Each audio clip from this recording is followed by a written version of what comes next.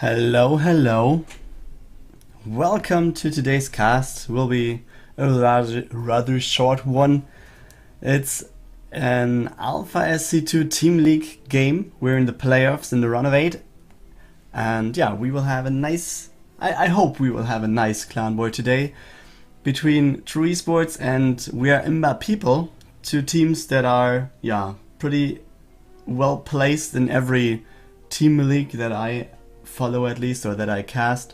So yeah, let's see how this is going. We have something going on in the map, so let's go to the introductions. Top right hand corner of Galactic Process right here, the red Terran for True eSports, Mr. Soul.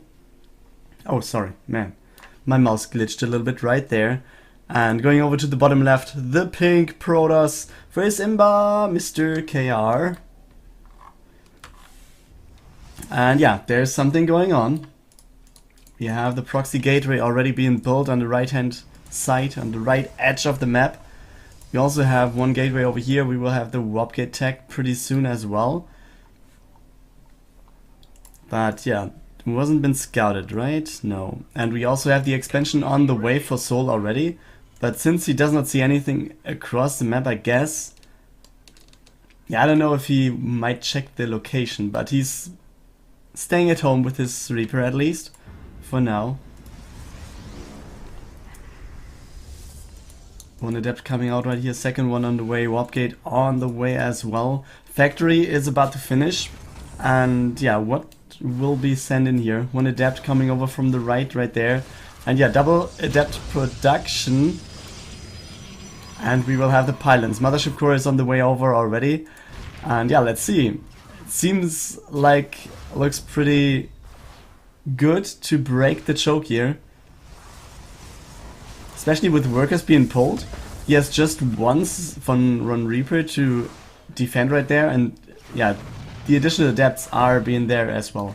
Oh, but nice thing here, he's able to finish the command center, and actually he should shoot to the... Is it out of range? He should shoot on the depots here, right?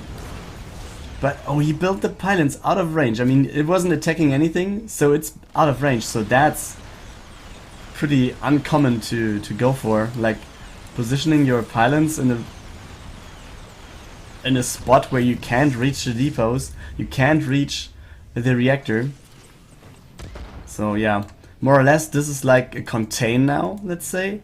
And I guess we will have the tech lab soon on the factory, so we can see the tanks.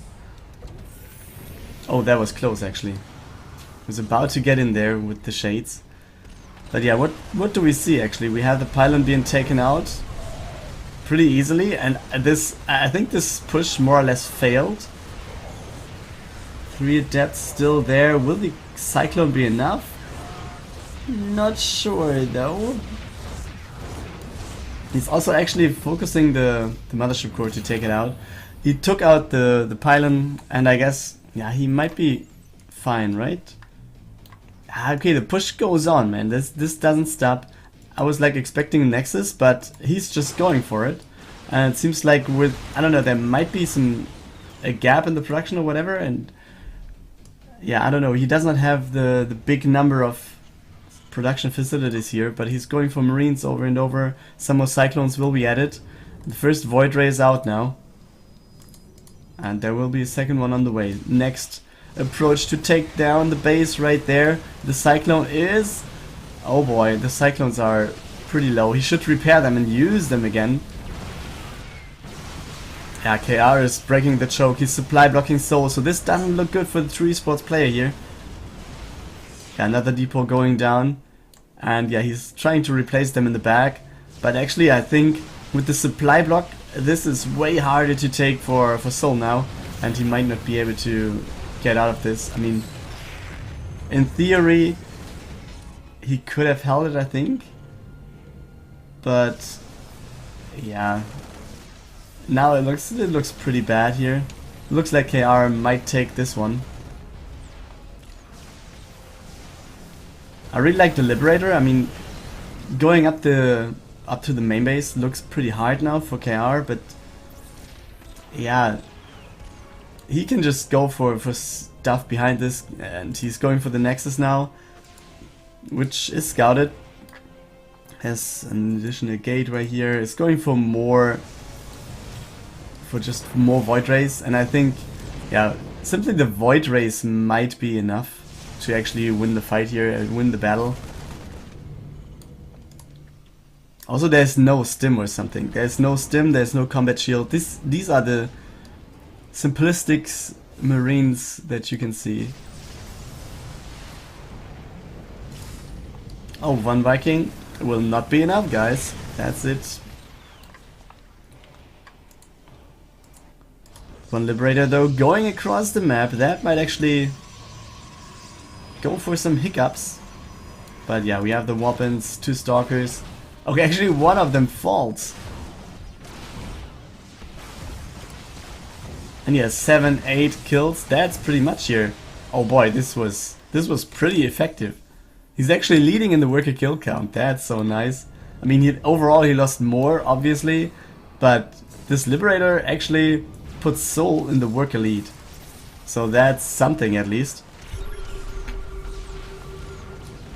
Now, and he's trying to pull him into the Widow Mine, but doesn't get chased too much there. So yeah, he's trying to get up here over and over again. He's going for more workers. He's oversaturating quite a bit there. And I think, yeah, as soon as he thinks he has enough units, he might go out. But in terms of army supply, looks pretty good for KR right there with Stalkers and, yeah, 1 Oracle to be there. Also, he has 3 Void Rays still. No more Void Rays in production though. But yeah, the Nexus is finished. The second base is up for the Protoss, so he can start saturating this one. And yeah, the longer KR can now hold him on 2 bases, the better it will be. Soul takes out one of the Void Rays. That's a nice catch for him. But yeah, he can't really move out here. He needs more units for that. But he has a drop on the way, so this might actually deal a lot of damage. All of those workers, can they do anything? I don't think so. And with just 1 Widow Mine, he's completely taking down the mining here. So that's pretty nice. Oracle is coming back now, as well as he's warping in. No, he has 2 Stalkers right there. Might be the Stalkers from the beginning where the Liberator was going over there. And actually he's targeting the Oracle, which is pretty nice, since the Oracle is there to place the vision on top of everything. This is another Medivac actually going out. And you should unborrow that one to get away, right? And now he will gather both Medivacs. I mean, I'm not quite... Oh, DT, oh boy! I didn't see that one coming. But he has 9 kills already. Boy, how did I miss that? I mean, where... Oh boy, this is so nice. I mean, both players are trying to go around each other to avoid stuff they can't really break or whatever. They're killing workers. One here, one there. But yeah, overall, with the DTs, I guess KR is in a pretty comfortable position right there. We have another drop actually coming over with 2 Cyclones in there. But the number of Marines is not going to do anything here. Because, yeah, it's just...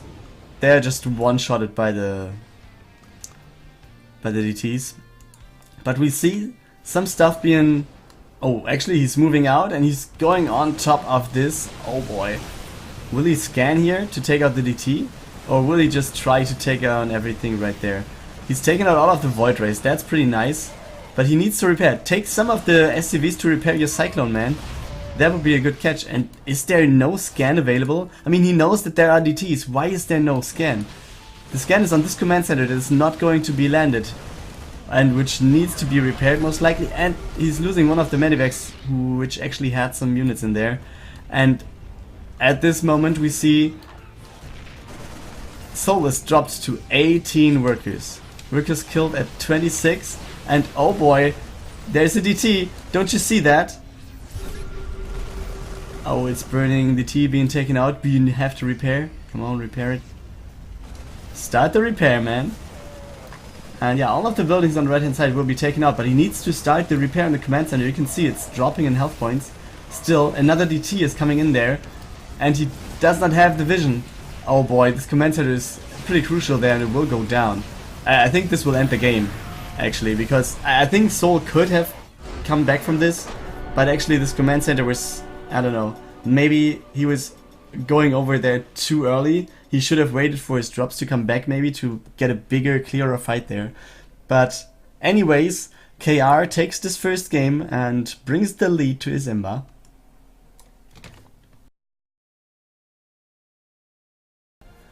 Welcome back. This is game 2. We're on Rakshir as the map. Going to the top left, we can see the red Zerg, and he's representing True eSports. This is Reynor, the young guy from Italy. Yeah, making quite some name on some tournaments last year, I guess. And going over to the bottom right, we can see the other Zerg with the green color being chosen. This is for his IMBA, Mr. Guru.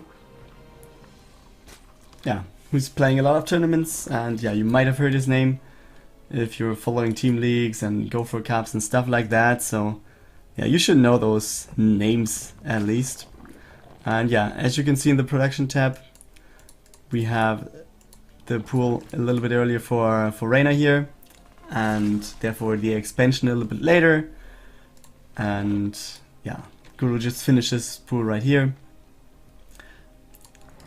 And the first Zerglings are there for Reynor, so let's just follow them and see that, yeah, I don't know, they're going to the bottom route, let's call it. I don't know, is there even a middle route on this map? I don't think so, right? I think this is, yeah, you can go the top way, which is like here, and you can go to the bottom, which is like there. But yeah, the thing about this map is it's pretty weird taking a third. I mean, you have these rocks, which in the early game takes pretty long to take them out. For Zerg, that's pretty bad to take this base, and obviously this base is far too, it's way out of line to take it as a third. So yeah, but now Zerglings are coming in. We have 2 queens defending, so I guess, yeah, those Zerglings are not going to take out that much. Maybe 2, maybe 3 drones. And it's 2 for now. And we also had two Zerglings over here from Guru who were attacking, but yeah, safe with the Spore has been done there, and Reynor didn't lose anything. Baneling Nest on the way now for Reynor. On the other hand, we just had 7 drones in production for Guru, so he's droning up quite a bit right there, actually leading with 8 drones now. 1 more will follow, but yeah, Reynor has 1 in production as well. So a lead of 8 drones will be there for now, which is pretty nice. And yeah, with 3 queens, I think that's pretty okay to defend here. He can just take 2 queens, one next to the other, to block the choke. Even the 4th queen is going on right here. It's going to tier 2 now, and I guess, yeah, he's blocking off the choke. Did he? Yeah, he has the overload right here, so I guess he saw a lot of Zerglings actually coming his way, so that's why he was, yeah, walling off the whole choke here. And with the Baneling Nest being built by Reynor, the question is, will he actually build a lot of Banelings to somehow bust this choke? Or is he not going to go for that? We will see that. Behind this, behind this, Reynor is going for a third, which tells me that he might not be going for a bust. And this one is a pretty good move here, I think. But yeah, it could be. Okay, now he's going to the top, and he should have seen the rocks now being taken out. Yeah, he did. If he wouldn't have seen that one, yeah, it could be pretty hard to have a lot of Zerglings in your base. But actually, I think, yeah, this will be defended pretty easily now. And Guru, yeah, has his roach run finished and is going for 7 roaches already. So with the roaches out, there will be no problem to defend any Zergling attack at all. So the question is, what will Reynor be doing as the next follow-up? And we see the roach rolling just finished, so that might be his choice for now. Also, he's going for the lair, which is, yeah, more or less done. Guru has its finished, or has his lair finished.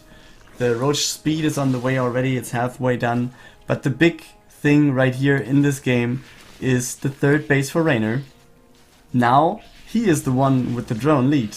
So the question is, I mean, he should take out these rocks pretty fast. All these roaches should help taking out these rocks. Because if there is a big attack incoming over here with roaches, for example, then yeah, he might just have to pull all of his forces. And with having the rocks being taken out, it's pretty helpful to help the reinforcements go in there. But yeah, it's almost down, so this is more theory talk, let's say. The Zerglings are going across the map. At the same time, Guru is going across the map with his roaches, so yeah. Maybe the third base could be cancelled. Let's take that in the back of our minds and let's see how this battle goes on, because Reynor has a good number of roaches here and I guess he might be able to defend actually. With the reinforcements coming in pretty easily, he might be able to go for this. Some Zerglings sneaking through here. So actually something going on in the mineral line of the second base of Guru. And this push at the front has been pushed back. And Reynor's still being here with the 6 worker lead. He saw the third base building, obviously, since this one is a full wall off. His Zerglings were running like this way to go to the second base. Which, yeah, cost a lot of Zerglings in the process because there were a lot of queens attacking them. And yeah, let's see, what is this? Another Zergling run by to the top. And he just saw those units being there. And he will just go straight over to try to deal as much damage as possible. Maybe he might even go, yeah, he's going for a split. I really like this one. And those queens are lined up pretty good, but some Zerglings were able to sneak through here. And yeah, while we have the Zerglings going to the main base, we have Reynor's roaches approaching the third base of Guru. So yeah, I don't think he will be able to take this one out. He has a small lead in units, but don't forget about the defender's advantage with all the units of Guru spawning next to the fight. This is a huge thing in favor of Guru. Also, if we took a look at the upgrades, we can see both players have +1 range attack and +2 range attack in the process of researching.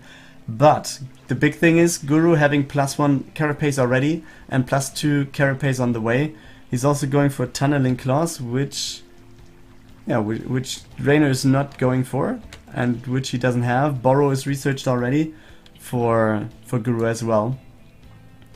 So yeah. Let's see, some roaches hit squatting here, and he might just go for some workers, right? He's losing so many roaches. He's just sneaking through here, trying to get something done. But yeah, I don't know. This wasn't a scout squad. This was like way too much, I think, to actually just trade for nothing. I think he should. He could have attacked some workers there at least, I think, and he would have lost them anyways. Now Guru coming in, attacking the second base. This Overseer will go down easily. We also have some borrowed roaches at the bottom, so they will pop up in the third base. Oh, we have an Observer and Overseer, that's pretty nice here. So Reynor knows about that one, can take all of his roaches over here. And now this is a little bit of a misstep there by Guru. I mean, his roaches were attacked and he didn't react to this one. So let's see how this fight is going on. We have, those roaches are borrowed, so they're not actually doing anything. And with a good number of roaches of Reynor right here at the right hand side fight, I think he will be able to take this one out. And the reinforcements will just deal with the push at the second base, and Guru is going back here. Those roaches are burrowing onto the main base. Some of them are going back to the third, so he's forcing a split over here. And yeah, Reynor seems to be able to deal with everything quite okay. He's losing some workers in the process, so the lead goes over to Guru. But overall, I think, yeah, this was pretty good by Reynor.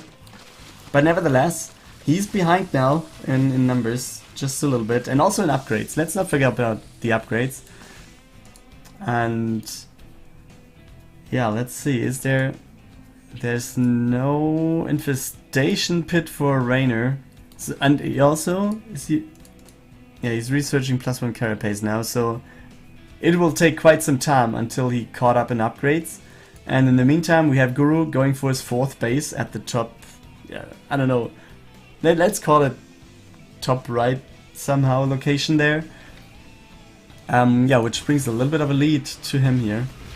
And Reynor, yeah, is down 20 army supply, but is engaging this fight pretty quickly. Maybe he was thinking Guru is not really on point right here, maybe missing some of his units, but Guru actually having a pretty big force here. The lead is expanding, and yeah, defender's advantage should kick in somehow, but this is a big ball of units for Guru here. So I'm not sure if that actually is that good of a fight for Reynor here, but he needs to take it, I think. So yeah, let's just watch it. Reynor actually dropping in supply pretty heavily. It's now 40 army supply. Fight it with a difference of 20. So man, the Guru is just, I don't know, focusing the right units, trying to take them out one by one by one by one. So the defender's advantage didn't really kick in, and he just took out all of the units of Reynor. Oh boy, it's 100 to 40 army supply, and he might just be able to, yeah, to rush up the choke, take out some stuff, take out units, take out workers, take out tech, and there's the GG by Reynor. IMBA Guru takes the second map, and therefore we have a 2-0 lead for IMBA.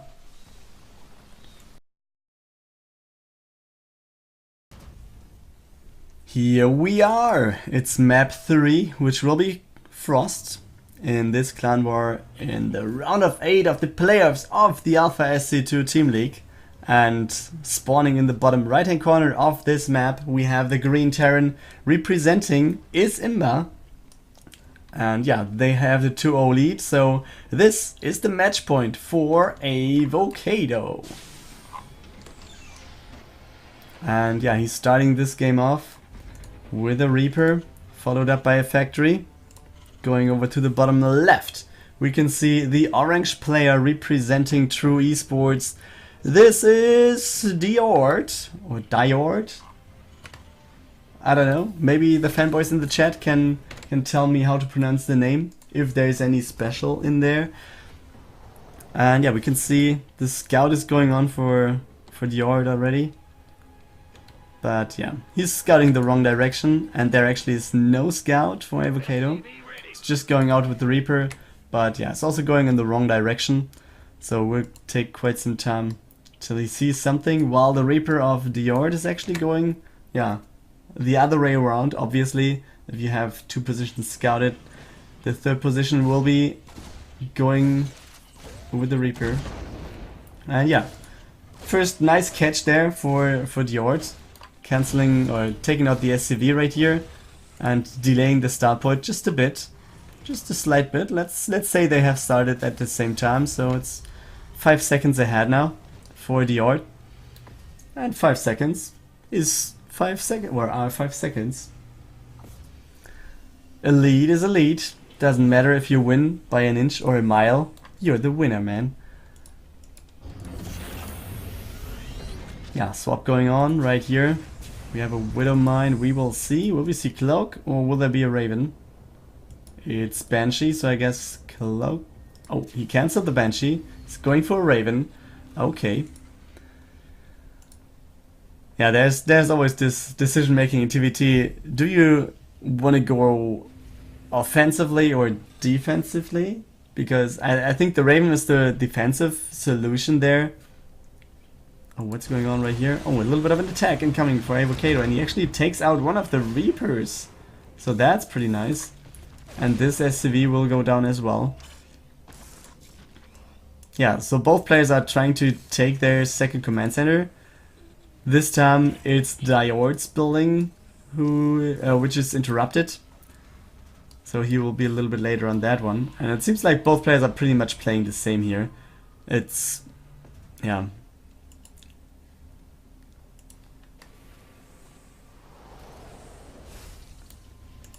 And actually we see a second Raven by Diord. That's, yeah, I don't know. Do you need a 7 Raven? I think he will just go over and drop some auto turrets in the mineral line to deal some economical damage.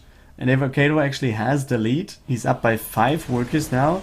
And also this push over here looks quite okay for Avokado, to be honest. And yeah, the command center still isn't up, which, yeah, the other one is. And yeah, let's see the workers killed. 7-4. Yeah, and it's equaled out. So pretty good job right there. Finally this Cyclone is being taken out. That's pretty important, I think. And do we see a third one? No. We now have a Viking in production. So this might have been the last one. And don't you want to take out this one? Or he's going for an auto turret. Oh, I think he could have just taken all 4 Marines and then just take out the Widow Mine without losing anything. But yeah, it will be okay this way as well.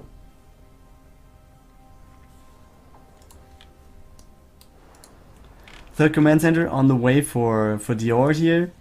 And we don't see any more star production. We have the Viking. Yeah, so he wants to have something to attack. But actually, you can see over here, Avokado has more Vikings. So this actually brings him in the lead a little bit.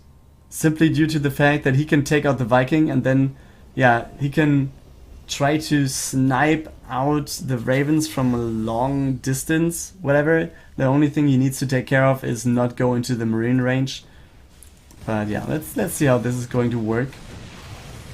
It's actually, yeah, just flying in, taking out the mining there. And that's enough, I think. Enough interruption right there. He just, yeah, I don't know, he got one shot right there on the Viking, but that's nothing, I guess. In a trade for some energy. Energy is for free, so that's okay for him. Lots of Marines are there at the front of his second base, and he also has an SCV moving out, so I guess he'll be going for the third base pretty soon now. And this is a nice Widow Mine right there by Diord, taking out one of the Vikings, damaging 2 more units, and I guess we will have a drop right there. Will he drop the tank as well? Yes, he will. So we have 3 Medivacs coming out of Avokado, direction main base of Diord, and he has a little bit of a supply lead, so I guess, yeah, he will have a good fight right there, especially with 1 tank. That, yeah, might be siege pretty much in this area, I guess. Since, yeah, he can attack all the units in the mineral line. And also, yeah, let's see. Maybe he will just go in over here, so he can actually attack the choke point right there. Oh, did he see that? He didn't see it. Oh, this was so close. The Widow Mine is just a little bit too late, and now the units are not in position, so that's pretty hard to take. He's sieging at the bottom, and he will lose a lot of workers, so that's actually a pretty good attack here by Avokado, and he's doubling the worker supply now. The tank is sieged right there. So how to attack into this? Lots of Vikings are there, so there might be no way out for Avokado, but he's actually taking out so much stuff. The command center went down even, so that's hard to take, and it looks like Avokado might, or okay, everything has been cleared out.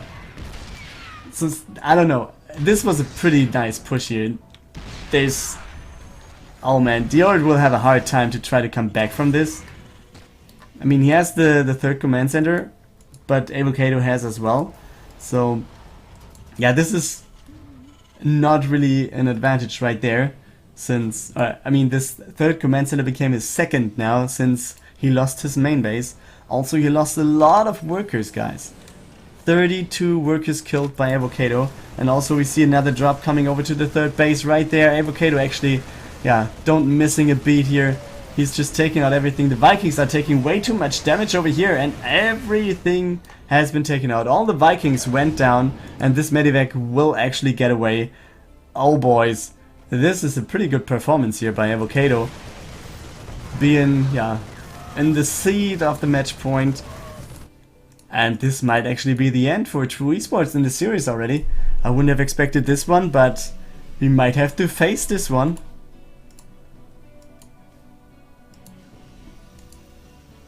So yeah, it's actually we have a pretty big lead for Avokado, but a lot of this is in workers. But we see the army moving out as well. The army lead is 15 army supplies, so with some tanks in position, this can be okay to hold.